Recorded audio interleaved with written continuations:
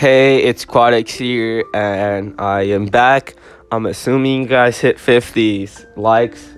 If you're seeing this, get this to 50 likes for the next part, and comment Q or any other comments that you may have. And this will either be a really short um, part or a really long part. Depending on if I decide to move on to the next chapter, which I probably will, because you guys deserve it. Yeah. Time skip 4 months. It had been 4 months since Naruto had met Itachi, as well as the day when Hiruzen had scolded him for skipping his classes. On the next day, he came to class where he got scolded again by Iruka for doing something like that. He apologized to Iruka and told him that he won't do it again in the future. He had kept his promise. He also met Itachi next time when he went there for training. They soon started a training schedule. Day by day, his relationship with Itachi had grown. He even started calling him Itachi Nissan, and Itachi was more than happy in allowing Naruto to call him Nissan. Isn't that a car? Pretty sure that's a car, but okay. Oh, that would make sense because, I don't know. Maybe. No, I'm not going to search it. All right. Now he was sitting in class, listening to Rika, who was teaching a history lesson. Naruto was not paying much attention to him as he already started reading history books from his Gigi's personal library. Though when Iruka mentioned the name Minato Namikaze, the fourth Hokage, he started paying full attention to Iruka. He wanted to know about the man. As Iruka started telling the students about the fourth Hokage, Naruto was amazed. He never knew that Minato was considered the fastest shinobi to ever live and one of the most powerful men to ever walk the elemental nations. His achievements and his role in the Third Great Ninja War amazing him even more. Naruto was amazed, though hiding it well as he thought about the man and his achievements. How powerful his idol must be. Soon, Iruka went on about how on the 10th of October the Kyuubi attacked the village and how no one was able to stop it until the fourth Hokage arrived on the battlefield to face off the Kyuubi, sacrificing his life to defeat and kill the said Biju. Naruto was amazed, though. Oh, never mind. Naruto was confused by the story, not understanding it one bit as he had read the book on the first Hokage's history and his fight with the Kyuubi and Madara Uchiha at the Valley of the End. It was written in the book that the Biju can't be killed. He raised his hands to Iruka to get Iruka's attention, curious. Iruka, at seeing Naruto's raised his arms, motioned for him to speak. Yes, Naruto, do you have a question? Hayo, Iruka-sensei, Naruto said, standing up. What is it? Iruka asked. Should I just say yes? Iruka-sensei, I'm not saying the Hayo thing. I'm just going to say yes. Iruka-sensei, you said that the fourth Hokage killed the Kyuubi by sacrificing his life, but how is that possible? I have read a book on the history of the first Hokage, which was in the Hokage's office, and it clearly said that you can't kill a Biju, Naruto said, still confused and curious. Now with his questionings, the whole class started to pay close attention because they didn't know anything about this. One of the students asked Naruto a question. What are you saying, Uzumaki? Are you doubting our fourth Hokage's power in killing the Kyuubi? Some student whispered, agreeing with the boy. Well, what are you saying, Naruto? Iruka asked Naruto. He hadn't expected anything like that to happen. Naruto started again, now determined as he saw his sensei stutter. I'm not doubting our fourth Hokage's power. I was just asking. What I had read in the book was that during the battle between the first Hokage Hashirama Senju and Madara Uchiha at the Valley of the End, Madara Uchiha summoned the Kyuubi and controlled it with his Sharingan to assist him in the battle against Hashirama-sama. However, with his power of wood release, Hashirama was able to defeat the Kyuubi and Madara, but he didn't kill the Biju because it was impossible. After his battle with Madara Uchiha, he started collecting all the Bijus, one tail to the 9 tails, and decided to give said Biju to the other great nations to maintain the balance of power.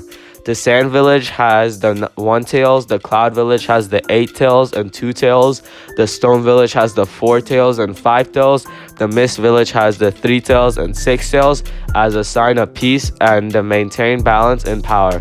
One of the remaining 7 tails was given to the Waterfall Village as a peace treaty because of the assassination attempt on the first Hokage's life. The whole class was speechless and wide-eyed. They didn't know any of this at all. Some were wondering how the hell Naruto got his hands on this kind of information, but that was a mystery to them. To think that this kind of thing happened in the past. It wasn't only the students at Iruka's himself was speechless. He didn't expect any of this, but he listened to Naruto as he continued. What I don't understand is that there was no mention of the Kaibi in the book at all. However, if the first Hokage was giving the other tail beasts to the other great nations for a balance of powers, then why didn't it mention anything about the Hidden Leaf Village also getting one? How could there be balance if one village was without the power of a Biju while the other villages were? What happened to the Kaibi after the fight at the Valley of the End? There was no mention of the Kaibi after the last fight until the 10th of October, as Naruto finished. The whole class was silent, no one knowing what to say. The students were processing the information Naruto told them. Iruka, on the other hand, was sweating bullets as he didn't expect this history lesson to turn out like this. Now, what was he supposed to say to Naruto? That he was used on the Kaibi attack to seal the Biju by the 4th Hokage? That he contained the 9-tailed fox inside of him? No, the Hokage would kill him. The whole class was waiting for his answer, curious about what he had to say. Though, with the way Naruto was eyeing him, he lost his voice to speak and was slightly intimidated, thinking about what he was supposed to do now. Luckily, the school bell started to ring, ending the class. Iko let out a near silent sigh as he started collecting the papers and books on his desk and said without meeting any of the students' eyes, "Well, I think that this is it for today. We'll meet here again tomorrow. Please do your homework and enjoy the rest of your day." With that, he exited the classroom, lowering his eyes away from Naruto. Naruto, on the other hand, narrowed his eyes, not liking his question being ignored. He was started to get annoyed by all the secrecy and was getting suspicious as everyone talking about the Kaibi's attack. He decided to get his answer later and exited the classroom, not minding as the whole class staring at his back, disappearing. Yeah, you know what? I'll do the next chapter. How many chapters? Okay, there's 20. Oh, there's only 21 chapters. Oh, yeah, that's like 40 parts. That's good enough. Hokage's office. The sun was shining brightly in the sky, signifying the time being noon. Sarutobi Hiruzen, the third Hokage, was sitting in his office with 3 elders.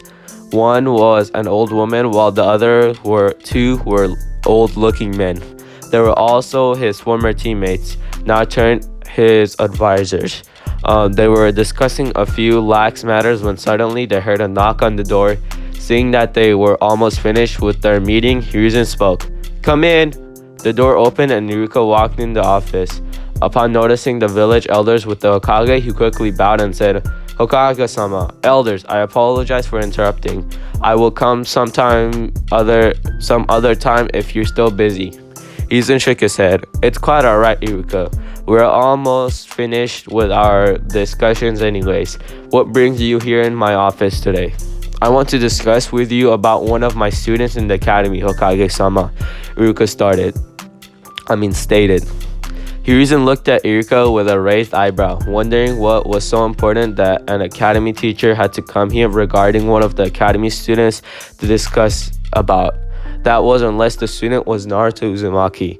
"Who might the student be, Iruka?" Hiruzen asked, inwardly hoping that Iruka doesn't bring up Naruto's name. "It's Naruto Uzumaki, Hokage-sama," Iruka responded, not seeing the hidden problem.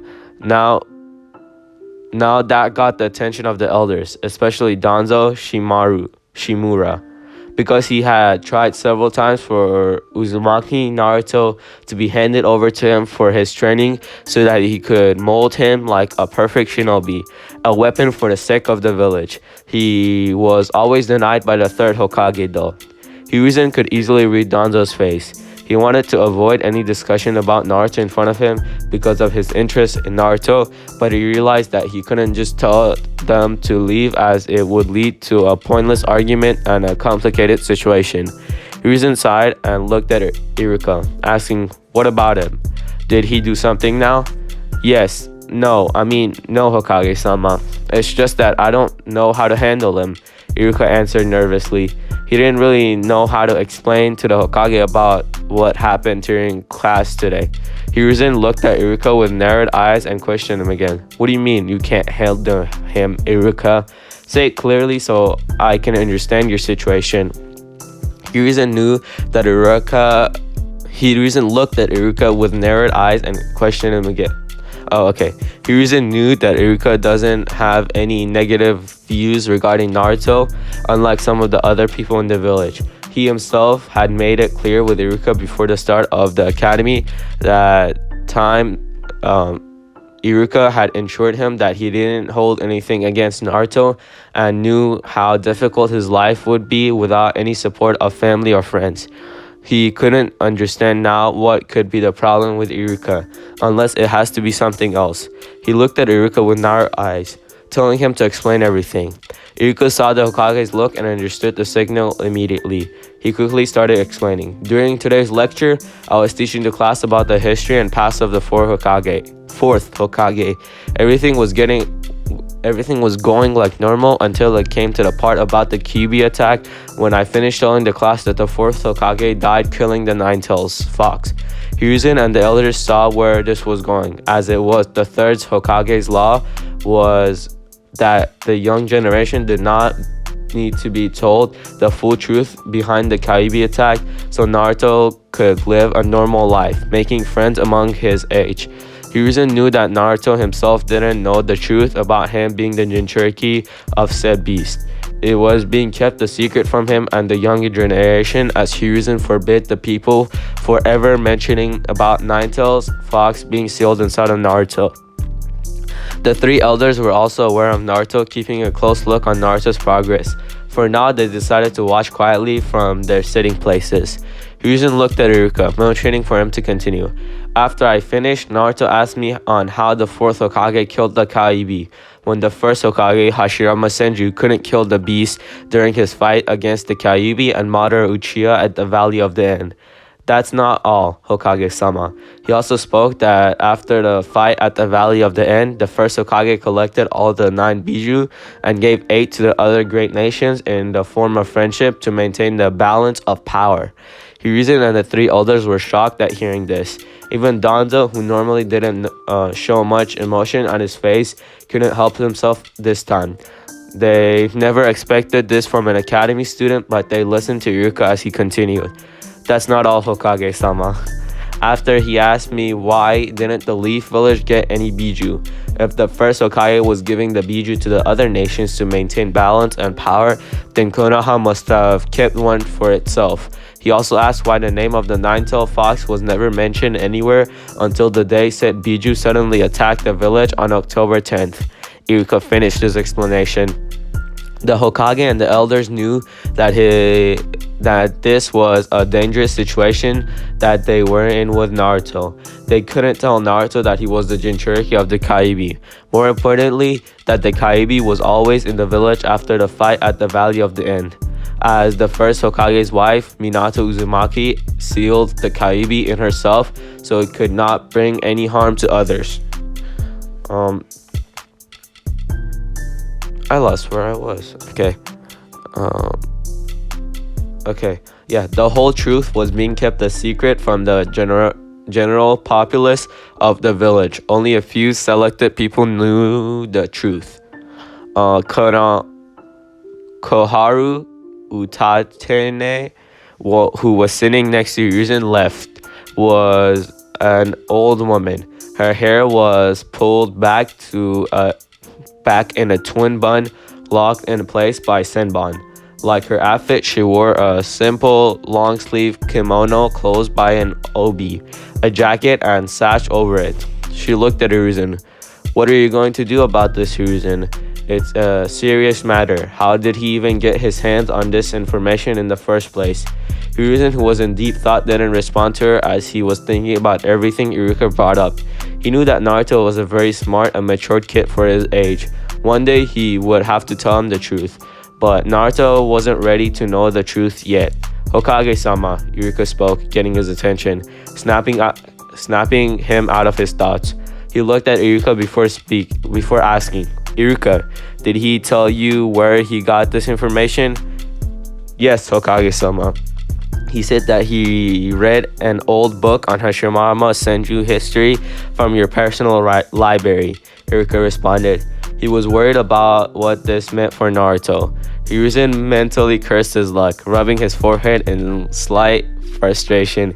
He should have known. The brat, always curious about things with his interest in the previous Hokage's lives. He had allowed Naruto to read the books from his personal library. It seemed that was a bad decision on his part. The elders looked at him before Danzo stated, "You're getting careless, Hiruzen, allowing the Uzumaki boy to read from your personal library. You knew that there can be some sensitive information that shouldn't be known to the others, let alone a kid." Hiruzen sighed and looked at Iruka. "What did you say to him, Iruka?" "I didn't answer anything, Hokage-sama. Luckily, the bell rang and I left the class," Iruka answered Hiruzen. "That's good. I'll talk to Naruto myself. You don't have to do anything, Iruka. Just continue your class as it is," Hiruzen informed him. "Yes, Hokage-sama," Iruka stated. Hiruzen nodded to Iruka, silently dismissing him. Iruka bowed to him and left the office. Now Hiruzen was left alone with his advisors. He knew what was coming up, so he mentally prepared for it. "You should hand over the Jinchuriki to me, Hiruzen. I'll train him to be a loyal shinobi of the Leaf Village. Then we will have the perfect weapon against the other nations," stated Danzo. "I would be doing no such things to Naruto. Don't take me for a fool, Danzo. I know you only want him because you want his power. I will make this clear, Danzo. Naruto will be a shinobi under my command, a leaf shinobi, not some emotionless drone that you want him to be. Do you understand?"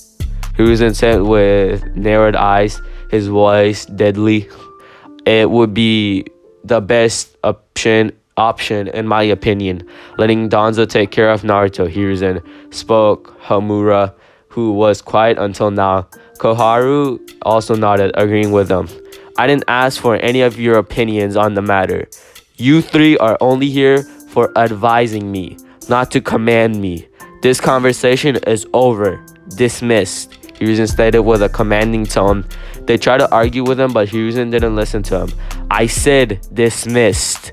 I have work to do," Hiruzen stated angrily as he was starting to lose his patience with them. The elders left quickly after that, knowing that they couldn't argue with him now. Danzo was gritting his teeth as he was once again denied by the Hokage for taking Naruto under his command. He believed that Naruto should be trained to become a weapon for the Leaf Village for their safety and power. Before he was out the door, Hiruzen stopped them. "Danzo, get this through your head. If you make any kind of move on Naruto or try to make contact with him, I will execute you. Understood?" he warned Danzo. Danzo tightened his fist but nodded. "I understand, Hiruzen." He left, leaving Hiruzen alone in the office. Hiruzen rubbed his temples in frustrations. "I'm getting too old for this." With Naruto. Okay guys, I'm gonna end it here. I hope you enjoyed and get this to 50 likes for the next part. I'll see you in the next part if you somehow manage to get this one to 50 likes as well. Bye. And today